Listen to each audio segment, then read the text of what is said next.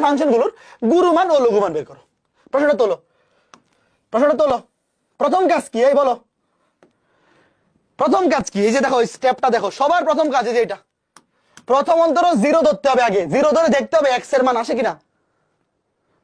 প্রথম অন্তর 0 ধরে যদি x এর বাস্তব মান থাকে তাহলে লঘুমান গুরুমান আছে, তারপরে সে না দ্বিতীয় অন্তরে যে যাবো। তো দেখো প্রথম অন্তরে বের করে 0 বসাও। তুমি বাংলায় লিখো যে লঘুমান কিংবা গুরুমান থাকার জন্য প্রথম অন্তর 0 হতে হবে। এবার একাডেমিক পরীক্ষা একটু লিখতে পারো, বাট এডমিশন লাগে না। তুমি জাস্ট উদাহরণে কিভাবে লেখে একটু দেখে লিখে দিও। তুমি লিখবা যে লঘুমান বা গুরুমানের জন্য প্রথম অন্তরজ কি হইতে হবে? 0 হইতে হবে। লেখো 0, অন্তরণ করো। 3 দুগুণে 6x স্কয়ার মাইনাস 21 দুগুণে 42x প্লাস 36 সমান 0। সলভ করে বলো তো x এর মান কয়টা আসে? দুইটাই তো আসবে। x এর মান কত কত আসে বলো? প্রথম অন্তরজ সমান 0 ধরে x এর মান কত কত আসে? 6 মাইনাস 42 36 6 1 6,1।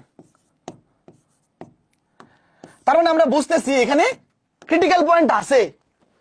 তার মানে এখানে লঘুমান গুরুমান পাওয়া যাবে x এর মান যেহেতু বাস্তব আসছে। এখন আমাকে চেক করতে হবে কি, শোনো, তুমি x এর মান 6 এবং 1 এখানে বসাই দিলা।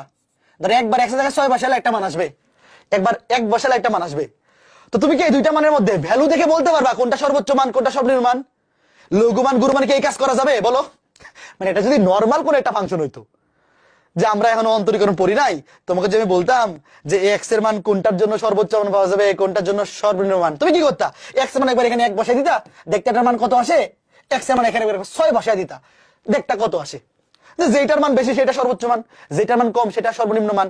বাট লঘুমান গুরুমান তো এটা করা যাবে না, কারণ লঘুমান গুরুমান এরকম হইতে পারে যে সর্বোচ্চ মানের চাইতে সর্বনিম্ন মান বড়। আচ্ছা এখানে তো এই সুযোগ নাই। এবার কি করতে হবে? আগে দ্বিতীয় অন্তর বের করতে হবে। দেখো আগে দ্বিতীয় অন্তর, এটা প্রথম অন্তর ছিল। দাঁড়াও, এই যে এটাকে আবার অন্তরীকরণ করো। এটাকে এই যে এটা ছিল প্রথম অন্তর, আবার অন্তরীকরণ। 6 দুগুণে 12x মাইনাস 42 আর 36 কে অন্তরীকরণ করলে 0 হবে।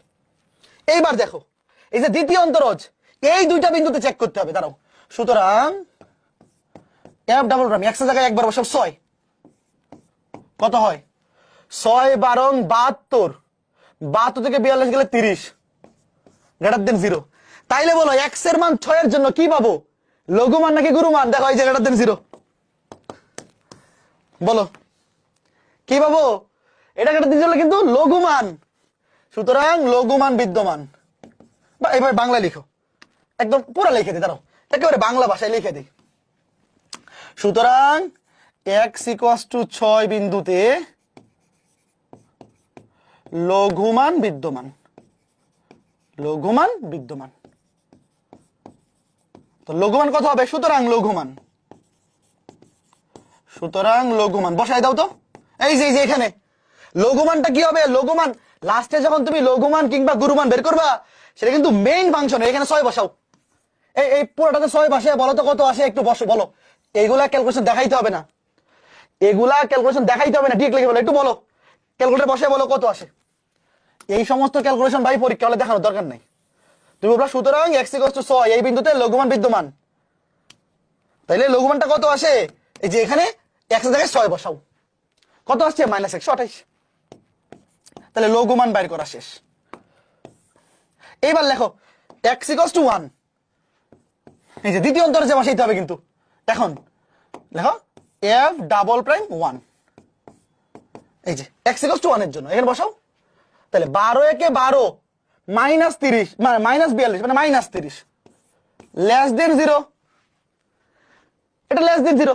সুতরাং এখানে গুরুমান বিদ্যমান। তাহলে বলো গুরুমান কত? সুতরাং একবারে বসাই দাও, এখানে x এর জায়গায় 1 বসাও। বলো তো এই ম্যাথগুলো মজা না? কত আসছে? -3। এই ম্যাথগুলো করার জন্য কি অত বেসিক টেসিক কিছু দরকার আছে বলো তো?